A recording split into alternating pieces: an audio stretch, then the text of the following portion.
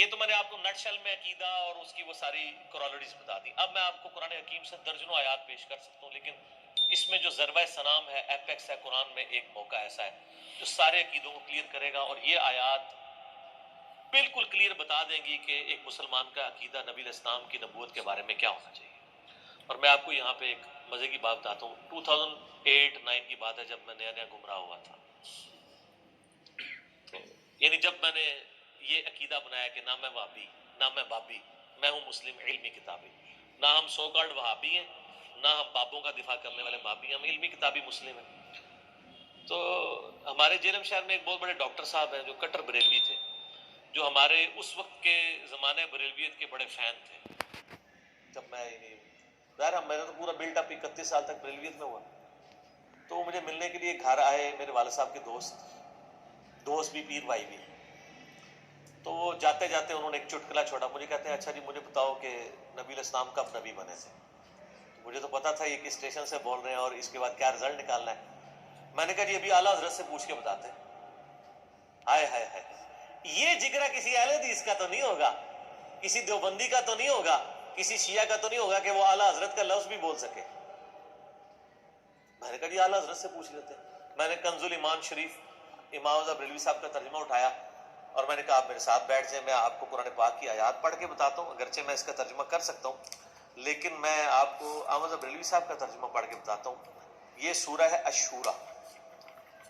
الشورى کا مطلب ہے مشورہ. پارہ نمبر 25 کے اندر ہے وَأَمْرُهُمْ شُورَى بَيْنَهُمْ، جو آیت آئی ہے کہ مسلمانوں کے آپس کے معاملات مشورے سے طے ہوتے ہیں.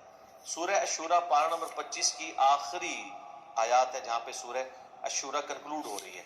وہ میں نے کہا یہ پڑھیں آپ. اعوذ باللہ من الشیطان الرجیم، بسم اللہ الرحمن الرحیم. اللہ تعالیٰ نے فرمایا وَمَا كَانَ لِبَشَرٍ أَن يُكَلِّمَهُ اللَّهُ، آیت نمبر 51 سے لے کے اینڈ تک یعنی 53 تک. کسی انسان کی یہ شان نہیں ہے کہ اللہ ڈائریکٹ اس سے کلام کرے. الا، ہاں مگر، وحین، اللہ اس کو وحی کرے. او من وراء حجاب، یا پردے میں اس سے گفتگو کرے. جیسے نبی علیہ السلام سے اللہ تعالیٰ نے شب معراج کی، ڈائریکٹ گفتگو کی لیکن پردے میں تھی. او یرسل رسولا، یا اس کی طرف کوئی رسول بھیج دے، جبرائیل علیہ السلام جیسے کہ آیا کرتے تھے پیغمبروں کی طرف. فیوحی باذنہ ما یشاء، پھر وہ رسول اس کو اذن، اللہ کے اذن کے ساتھ جو وحی کرنی ہے وہ اللہ کا پیغام پہنچا دے. انہ علی حکیم، بے شک اللہ تو بہت بلند ہے اور حکمت والا ہے.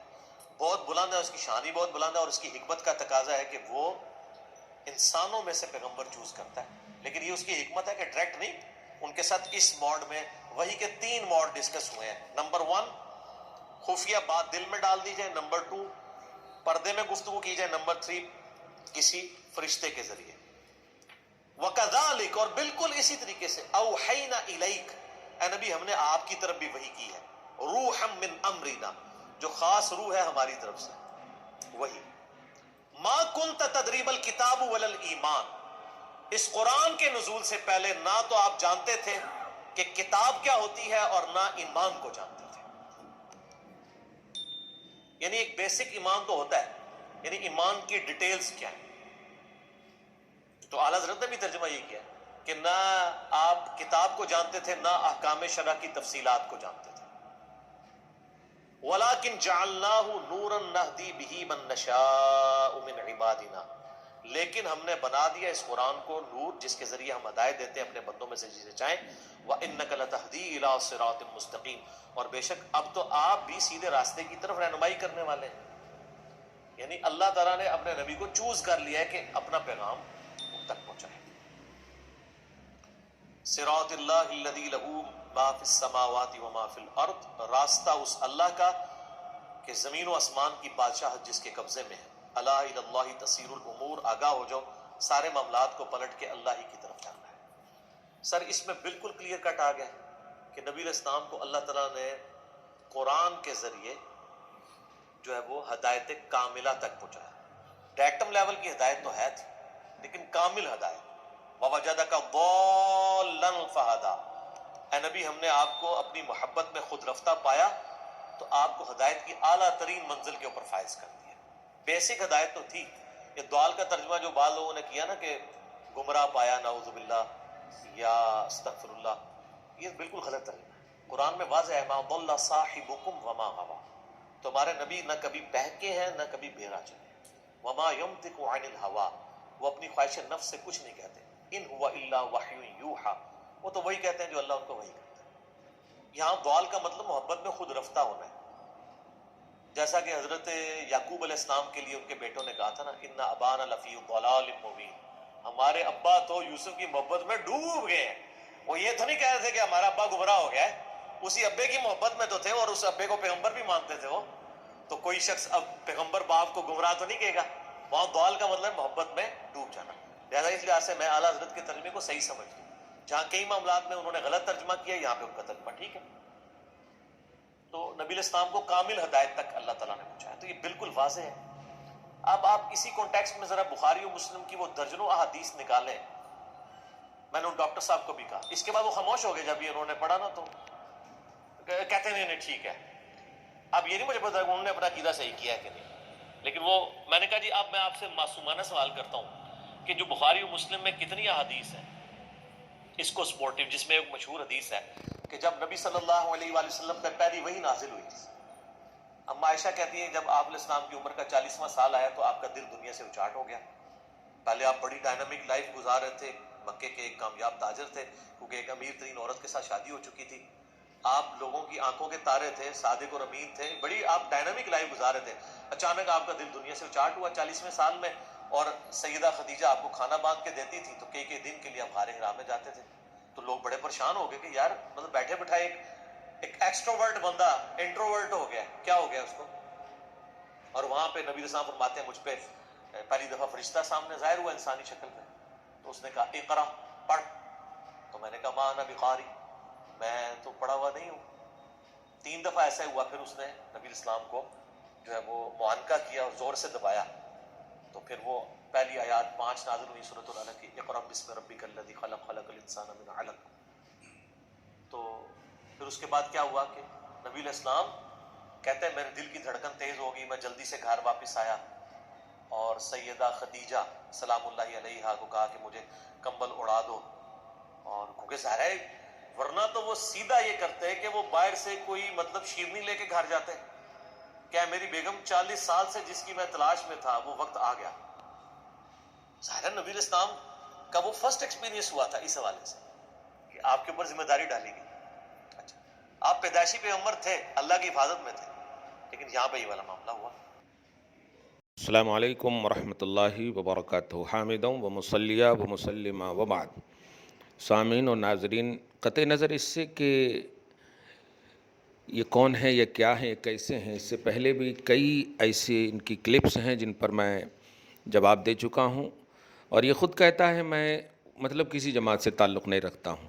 اسی سے ان کی ناحقانیت واضح ہے کہ نبی علیہ السلام نے جب فرما دیا میرے اور میرے صحابہ کے طریقے پر چلنے والی جماعت کے ساتھ رہو، جسے اہل سنت و جماعت کہتے ہیں الحمدللہ، اور افسوسناک بات ہے کہ اعلیٰ حضرت بھی بول رہا ہے اور کہہ رہا ہے کہ بہت ساری جگہوں پہ غلط ترجمہ کیا ہے، اعلیٰ حضرت بھی بول رہا ہے۔ خیر، یہ بہت بڑے جھوٹے ہیں، میں نے کئی موقعوں سے واضح کیا ہے۔ اعلیٰ حضرت رضی اللہ تعالیٰ عنہ کے ترجمہ کے حوالے سے سورہ فتح آیت نمبر 2 یعنی انا فتحنا لک فتحا مبینا لیغفر لک اللہ، آپ دیکھیں میرا جواب اس کی کلپ پر ہے، موجود ہے۔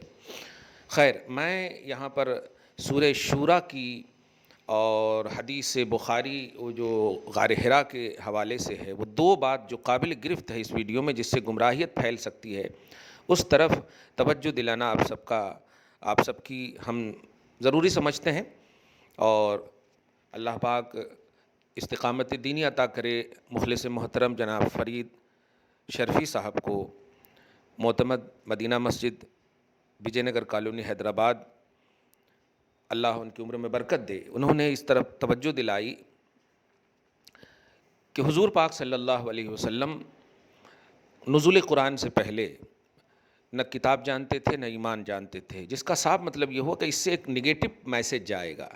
یاد رکھیے قرآن پاک جو ہے ایک خاموش کتاب ہے، قرآن پاک کا مفہوم، اس کی حقیقت حضور صلی اللہ علیہ وسلم ہی جانتے ہیں، بتاتے۔ فار ایگزامپل سورہ احزاب کی آیت نمبر 56 جو سورہ مطلب آیت درود و سلام سے معنون ہے، اس میں آپ دیکھے ہوں گے کہ اللہ پاک نے صرف نبی پر درود پڑھنے کی بات کہی ہے، لیکن حضور پاک صلی اللہ علیہ وسلم سے جب صحابہ نے عرض کیا کہ درود کے الفاظ کیا ہیں، کیسے ہم پڑھیں، تو حضور نے صلی اللہ علیہ وسلم نے فرمایا کہ قولوا اللہم صلی علی محمد وعلی آل محمد کما صلیت علی ابراہیم وعلی آل ابراہیم۔ اب آپ غور کریں کہ یہاں پر صرف نبی پر درود پڑھنے کی بات کہی گئی تھی، لیکن حضور کیا کہہ رہے ہیں، نبی پر بھی پڑھو، آل نبی پر بھی پڑھو، ابراہیم پر بھی پڑھو، آل ابراہیم پر بھی پڑھو، جس کا صاف مطلب یہ ہوتا ہے کہ قرآن کی تفہیم، قرآن کی تشریح، قرآن کا صحیح فہم یہ حضور پاک صلی اللہ علیہ وسلم ہی کو ہے، اور حضور پاک صلی اللہ علیہ وسلم ہی کے واسطے سے آپ سمجھ سکتے ہیں۔ اس لیے قرآن کی آیت سے ترجمہ کر کے حضور پاک صلی اللہ علیہ وسلم کو زیر دکھانے کی سازش، یہ بہت بڑی گمراہی ہے، بلکہ علی سبیل ترقی کہوں تو یہ کفر جلی ہے، بہت بڑا کفر ہے۔ خیر، تو میں لفظ امی کی تحقیق، چونکہ اب میری کتاب ایک نکلی ہے تم بہترین امت ہو 2019 میں، وہ تقریباً 100 پیج کی کتاب ہے، وہ 104 پیج کی وہ کتاب ہے، جس کی صفحہ نمبر 30 پر امی کی تحقیق کے حوالے سے میں نے 10-11 پیج پر باتیں لکھی ہیں۔ میں سر فہرست جو سورہ شورا کی آیت نمبر 52 کا جو لفظ ہے وہ میں واضح کرتا ہوں، اس میں نے لکھا بھی ہے اور آپ پڑھ سکتے ہیں، الحمدللہ وہ کتاب اویلیبل ہے، موجود ہے۔ امی کی تحقیق کے حوالے سے کہ حضور پاک صلی اللہ علیہ وسلم کا امی ہونا یہ حضور کی فضیلت ہے، کیونکہ آپ یاد کرنے سے بے نیاز تھے، اور آپ کو اللہ تعالیٰ کی ضمانت پر اعتماد تھا۔ اللہ پاک نے آپ کے حوالے سے فرمایا ہی ہے سورہ اعلیٰ آیت نمبر 6 میں، سنقرئک فلا تنسیٰ، عن قریب ہم آپ کو پڑھائیں گے اور آپ نہیں بھولیں گے۔ امی کا مفہوم جو ہوتا ہے، اگر آپ کہیں بے پڑھے لکھے، تو اس کا مفہوم یہ دیکھیے نا، آپ سورہ الاعراف کی آیت نمبر 157 میں بھی رسول نبی الامی، امی کا لفظ جو ہے تیسرے نمبر پہ ہے، رسول پہلے ہے، نبی اس کے بعد ہے۔ تو کیا رسول جاہل ہوتا ہے معاذ اللہ، یا نبی جاہل ہوتا ہے؟ اگر امی کا اعتبار پڑھے لکھے نہ ہونے کا ہوتا تو آپ ذرا مطلب غور کریں، رسول پہلے نہیں ہوتا، پہلے ہوتا امی، آپ امی تھے پھر رسول پھر نبی، ایسا ہوتا۔ ترتیب قرآن کو آپ دیکھیں، سورہ الاعراف کی آیت نمبر 156 میں الذین یتبعون الرسول النبی الامی، امی بعد میں ہے۔ تو یہ ترتیب قرآن بھی بتاتی ہے کہ حضور صلی اللہ علیہ وسلم کا امی ہونا کسی اور معنی میں ہے، اور وہ معنی یہی ہے کہ آپ دنیا میں کسی سے پڑھے لکھے نہیں ہیں۔ اور اسی کے حوالے سے میں اس حدیث کی بھی چلتے چلتے وضاحت کر دوں جو ما انا بقارئ فرمایا جبرائیل کے کہنے پر کہ اقرا پڑھیے، صرف اقرا کہا تھا جبرائیل نے، اس لیے حضور پاک صلی اللہ علیہ وسلم نے فرمایا ما انا بقارئ، جس کا معنی ہے قاری معنی ہوتا پڑھنے والا، لیکن اس نے کیا ترجمہ کیا، پڑھا ہوا نہیں ہوں۔ جب یہ ترجمہ کیا ہے اس میں مفعول کا ہے، وہ اس میں فاعل، جیسے عالم جاننے والے کو کہتے ہیں، جانے ہوئے کو نہیں کہتے، جاہل یا یوں کہیے قاتل، قتل کرنے والے کو کہتے ہیں، مقتول کو نہیں کہتے ہیں، قتل کیے ہوئے کو نہیں کہتے ہیں، لیکن اس نے ترجمہ قاری کا کیا کیا، ایسے ہی ترجمہ کے جیسے قاتل کو مقتول بنا دیا، یعنی قاری کا معنی ہو پڑھنے والا نہیں۔ مفہوم یہ ہے کہ اے جبرائیل، میں تیرے کہنے سے پڑھنے والا نہیں ہوں، مجھے تو میرا رب، بس میرا رب استاذ ہے، میں اس کے کہنے سے پڑھوں گا۔ لہٰذا جب بسم ربی کا جبرائیل علیہ السلام نے کہا تو پھر 5 آیتیں دیکھا آپ نے کہ آپ اپنے رب کے نام سے پڑھیے، تو اب حضور پاک صلی اللہ علیہ وسلم نے پڑھنا شروع کیا، اور وہ جو سینے سے لگانے کی بات ہے وہ شرف جبرائیل علیہ السلام ہے، وہ حکم تھا، ورنہ ہزاروں جبرائیل الجھے ہوئے ہیں گرد منزل میں، نہ جانے کس قدر اونچا ہے کاشانہ محمد کا، یہ آپ بھی جانتے ہیں، یا خود جبرائیل علیہ السلام نے کہا قطعت مشارق الارض و مغاربها، میں نے مطلب پورے جہان کو تھا، مطلب جہان کو قطع کیا، سفر کیا، پوری دنیا کو دیکھا، لیکن آپ کے پائے کے برابر بھی کسی کو نہیں پایا، تجھے یک نے یک بنایا۔ بہرحال تو وہاں پر بھی ترجمہ میں اس نے غلطی کی، اور اعلیٰ حضرت رضی اللہ تعالیٰ عنہ کے ترجمے پر ایک لفظ جو انہوں نے کہا بہت ساری جگہوں پر غلط ترجمہ کیا، جس کا صاف مطلب یہ ہوا کہ یہ اعلیٰ حضرت بھی بول رہا ہے اور غلط بھی بول رہا ہے، جو ایک دم بالکل تضاد ہے، تضاد بیانی ہے۔ اور سورہ شورا کی آیت نمبر 52 کے حوالے سے واضح کر دوں کہ یہ اور اسی طرح اور کہیں بھی جہاں کہیں بھی ہے، لکھنے کی نفی ہو یا پڑھنے کی نفی ہو یا جاننے کی نفی ہو، یہ سب جو ہے مخلوق کی طرف نسبت کرتے ہوئے کہ آپ کو لکھنا پڑھنا مخلوق سے نہیں، آپ کو پڑھنا مخلوق سے نہیں، کسی سے بھی نہیں، آپ کو میں پڑھاؤں گا، میں لکھاؤں گا۔ اسی لیے آپ دیکھیں کہ آیت کا لفظ ہے ما کنت تدری مل کتابو، ما کنت تعلمو مل کتابو نہیں ہے کہ آپ علم نہیں رکھتے تھے کتاب کا اور نہ ایمان کا، نہیں، بلکہ آپ درایت نہیں رکھتے تھے۔ اور علم درایت میں فرق یہ ہے کہ علم جو ہے قطعی ہوتا ہے، اس میں کوئی شکوک و شبہات نہیں ہوتے، اور درایت میں شکوک و شبہات ہوتے ہیں، یعنی عقل و قیاس کا دخل ہوتا اس میں۔ تو اے حبیب آپ عقل و قیاس سے نہیں جانتے، آپ کے جاننے کا سورس وحی ہے۔ کیا بات ہے، آپ کے جاننے کا سورس وحی ہے، یعنی قطعی ہے، آپ کا علم قطعی ہے، آپ کا علم شکوک و شبہات والا نہیں ہے، دیگر کا علم ہو سکتا ہے۔ تو آپ کے لیے وہاں پر درایت کی نفی ہے، علم کی نفی نہیں ہے۔ مگر یہ ان نوک و پلک سے اس لیے یہ نہیں جانتے کہ یہ مطلب ابھرے ہیں، صرف یہ علم نحو، علم صرف یا علم اللغات، یہ سب جو ہوتے ہیں، جو قرآن کے صحیح مفاہیم اور مدارک کا صحیح طور پر ترجمہ اور ترجمانی کرتے ہیں، یہ ان کے پاس ہے نہیں۔ دوسری بات، اعلیٰ حضرت نے ترجمہ کیا، یاد رکھیے قرآن کا ترجمہ بے شک جیسے درایت کا معنی جاننا ہی ہوتا ہے، چونکہ یہ ترجمہ اردو ہے، یہ اور علم کا معنی بھی جاننا ہی ہوتا ہے، تو دونوں کا معنی جاننا ہی ہوتا ہے، لیکن فرق تو علمی کریں گے نا، کہ درایت اور علم میں فرق یہ ہے۔ جیسے آپ دیکھیے معرفت کا معنی بھی اردو میں جاننا ہی کہتے ہیں، مجھے نہیں معلوم، جیسے یا ابا بکر لم یعرفنی حقیقتاً غیر ربی، اے ابو بکر میرے رب کے علاوہ میری حقیقت کوئی نہیں جانتا، یہ لفظ جانتا ہی کرتے ہیں، جبکہ وہاں یعرفنی معرفت کا لفظ ہے۔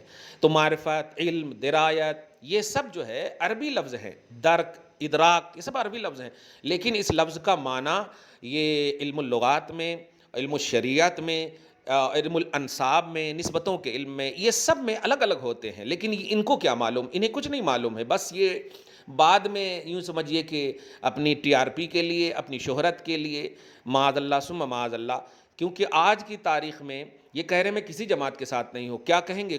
قرآن سورہ توبہ آیت نمبر 119 میں یا ایھا الذین آمنوا اتقوا اللہ وکونوا مع الصادقین، ایمان والوں کو کہا جا رہا ہے اے ایمان والو اللہ سے ڈرو اور سچوں کے ساتھ رہو۔